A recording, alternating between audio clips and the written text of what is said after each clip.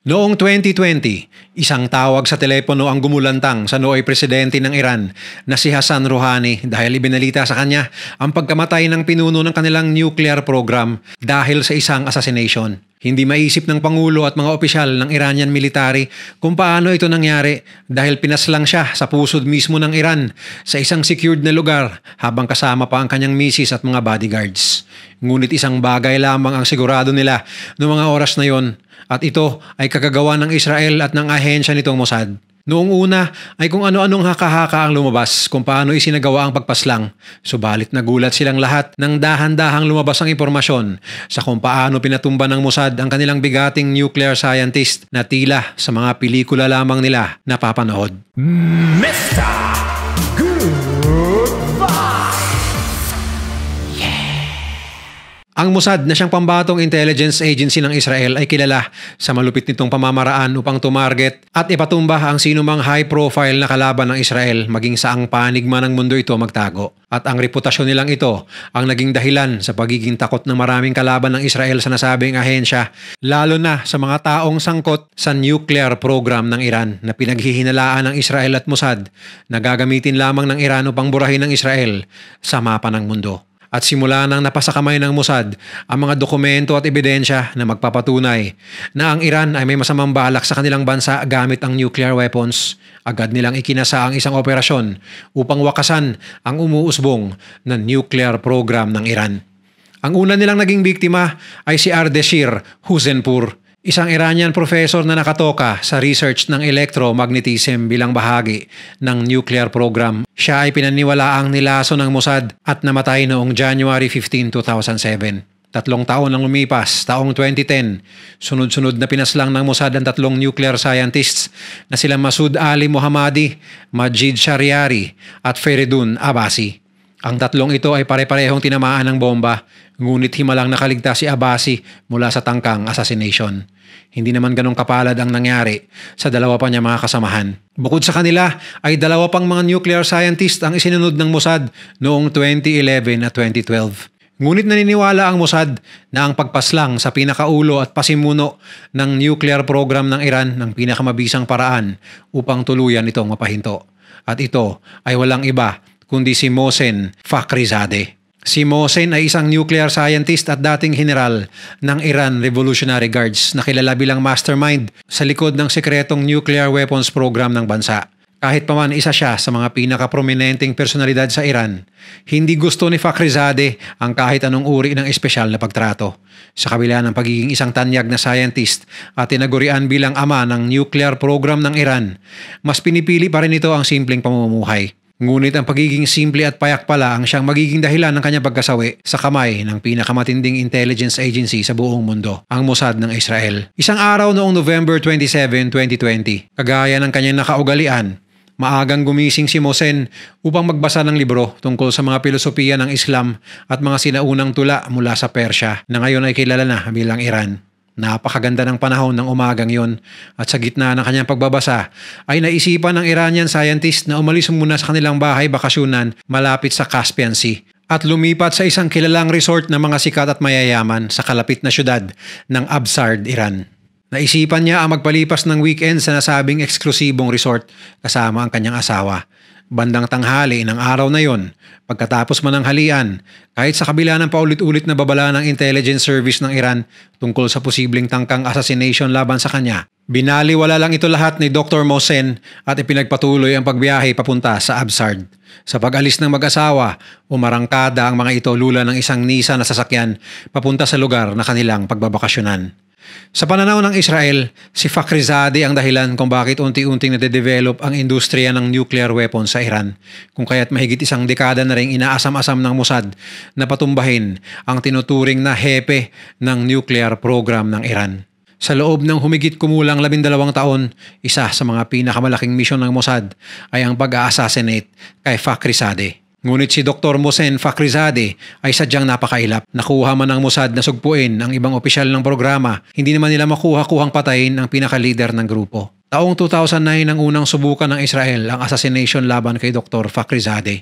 Nakalatag na ang lahat at nakaabang na ang isang grupo ng mga assassin sa Tehran, subalit naudlot ang pinaplanong pagpaslang sa scientist dahil nakatanggap ng impormasyon ng Mossad na nakompromiso ang kanilang top secret na plano at nakahanda na ang Iranian Army at ang Islamic Revolutionary Guards upang sila ay pigilan at hulihin. Tila ba may nakatimbre na kaagad sa Iran sa binabalak ng Mossad. Siyempre, umatras muna sila at kinansela ang tangkang assassination.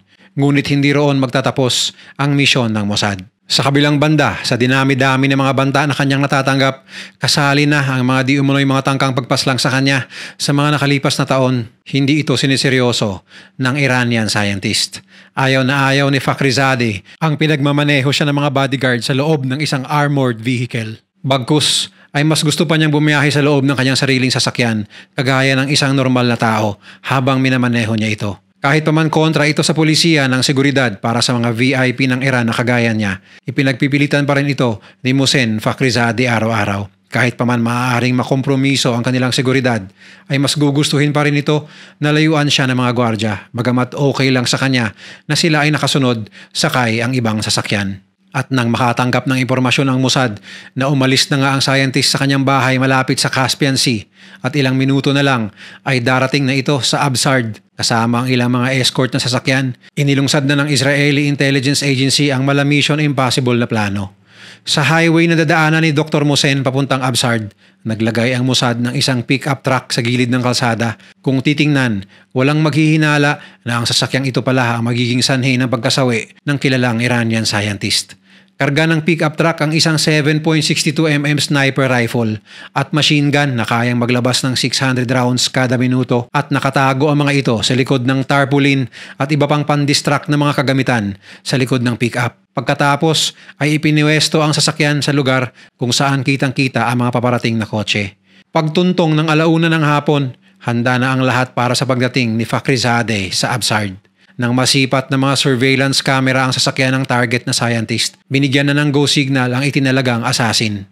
Isang magaling na sniper ng Mossad na siyang may control sa baril na nakatago sa pick-up truck. Dahan-dahan niyang itinutok ang sniper rifle papunta sa direksyon ni Fakhrizadeh. At ilang sandali lang ay walang kaabog-abog niyang pinindot ang gatilyo sa pamamagitan ng isang mala joystick na aparato. At dahil nasa loob pa rin ito ng kanyang sasakyan, humandusay na lang si Fakhrizadeh habang hawak-hawak ang manibela ng kanyang kotse. Napaka-accurate ng pagkakatama sa Iranian scientist at wala ni isang bala ang dumapli sa kanyang asawa. Ang ibang membro ng escort vehicle na nasa likod ng sasakyan ni Fakhrizadeh ay tinamaan rin ng mga bala mula sa machine gun matapos silang rumisponde agad at tinangkang protektahan ang personalidad mula sa mga bala. Samantala pagkatapos ng ambush, bagamat nakita nila ang pick-up truck, walang natagpuan ng mga taga-Iran na kahit sino mang tao na nagmamaniobra sa naiwang baril. Ito ay sa kadahilan ng ang assassin ay wala sa Absard o kahit sa anong parte ng Iran. Sa katunayan, operated ang baril sa pamamagitan ng computer at satellite. At ang nag-o-operate nito ay nasa isang control center ilang libong kilometro ang layo mula sa aktwal na assassination na galing sa isang undisclosed Mossad base. Hindi nagtagal ay naging laman ng balita at tabloid ang biglaang pagkasawi ni Dr. Mohsen Fakhrizadeh. Subalit iba't iba ang bersyon na ipinalabas ng media taliwas sa tunay na nangyari. Halos lahat ng lumabas na balita ay pawang mga haka-haka lamang dahil sa mali-maling impormasyon na ipinakita sa mga mamamayan ng Iran. Isa sa mga lumabas na report ay ang di umano'y pagdating ng isang grupo ng highly trained na mga assassin sa loob mismo ng Iran. Di umano ay inabangan ng mga naturang assassin si Fakhrizadeh sa daan upang ambushin. Sa ibang media outlets naman, ipinalabas na nagkaroon ng barilan sa pagitan ng mga assassins at ang kampo ng scientist. Tila ang pinakamalapit na impormasyong natanggap ng Iranian government ay ang ideya tungkol sa isang killer robot na ino-operate mula sa malayong lugar ang siyang tumapos sa buhay ni Mohsen Fakhrizadeh. Sa pagkakataong ito, medyo malapit na ang hula ng media at mga usap-usapan sa totoong paraan ng pagpaslang sa kanya. Upang malinawan ang lahat, isiniwalat ng The New York Times ang tunay na nangyari noong hapon ng November 27, 2020, ang araw ng tagumpay na pagpapatumba ng Mossad sa top nuclear scientist ng Iran sa pamamagitan ng isang napaka-sopistikadong plano. Sa kanilang report, ipinaliwanag nila kung gaano kahigpit binabantayan ng Mossad ang bawat galaw ng top scientist simula pa noong 2007, pati na ang pribadong buhay ng scientist ay masusing sinusundan ng mga espiya ng Mossad.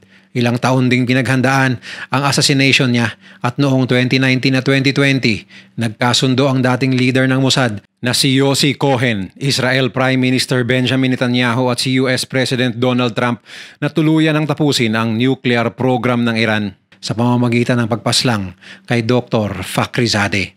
Sa tulong na rin ng CIA at ibang opisyal ng US military, hindi naging mahirap ang araw ng assassination. Sa madaling salita, dahil sa nakaugalian ni Fakhrizadeh na isa walang bahala ang mga death threats at ang patuloy na hindi pag-iingat, pati na rin ang kapalpakan ng Iran Revolutionary Guards na nakabantay sa scientist at ang hindi matatawarang husay ng Mossad, tagumpay na naitumba ng Israel ang isa sa utak sa likod ng nakababahalang pag-usbong ng nuclear weapons ng Iran. Ngunit hindi mangyayari ang lahat ng ito kung wala ang makabagong killing weapon ng Mossad. Hindi nagtagal ay nadiskubre na rin ang karamihan kung ano nga ba talaga ang uri ng baril na ginamit laban sa scientist. Ayon sa mga ulat, bumuo ang Mossad ng isang modified Belgian-made FN Mag machine gun at isang malakas na rifle na nakakabit sa isang malarobot na aparato. Tunay ngang isang napaka-high-tech na armas na kayang maniobrahin gamit lamang ang remote control at satellite. Ang ganitong uri ng armas ay kahawig ng mga combat drones, ngunit ang kaibahan nga lang, madaling madidetect ang mga drones sa himpapawid. Ang armas na ito ay maaaring itago sa mga sulok tulad ng kakahuyan, bundok at sa kasong ito ay sa isang tila normal na pick-up truck na nakaparada lamang sa tabing kalsada. Pero kung tutuusin, ang mga ito ay magpapatunay din kung gaano ka-advance ang teknolohiya at pamamaraan ng pag-eespiya ng Mossad. Game changer ika nga nila. Ibinahagi rin ng ibang opisyal kung paano nakarating ang nasabing armas sa Iran, lalo na sa Absard. Ayon sa mga report, illegal na ipinasok ang iba't ibang parte ng baril papunta sa Iran. Na makapasok na ito sa bansa, isa-isa naman itong inassemble ng mga agents nila na nag-ooperate sa loob ng Iran hanggang mabuo ang nakakatakot na remote sharpshooter, rifle at machine gun. Hindi pa nasiyahan ang Mossad at ilang taon ring nagpatuloy ang kanilang assassinations sa iba pang mga scientists at researchers na di umano'y direktang nagtatrabaho para kay Fakhrizadeh noong mga panahong yon.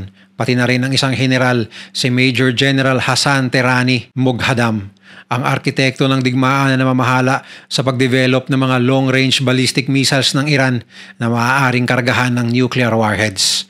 Pinaslang si Moghadam nang pasabugin di umano ng Mossad ang isang military base na ginagawang imbaka ng mga nasabing missiles at na taong iniinspeksyon ng general ang nasabing military base. Kasangkot ang Mossad sa halos lahat ng insidenteng ito, ngunit hindi direktang inaamin ng Israel ang mga pagpapatumba sa mga importanteng personalidad ng Iran. Hindi man nila aminin, alam na ng lahat na sila at wala ng iba ang may kakayahang gawin ito sa kanilang mga kalaban. Kagaya ng inaasahan, naglabas agad ang Iran ng banta na gaganti ito sa Israel sa pamamagitan ng isang malaking opensiba matapos mapaslang ang kanilang bigating nuclear scientist. Ngunit ito ay hindi natuloy. Patunay lamang sa laki ng respeto ng Iran sa kakayahan ng Israeli forces pagdating sa isang direktang sagupaan.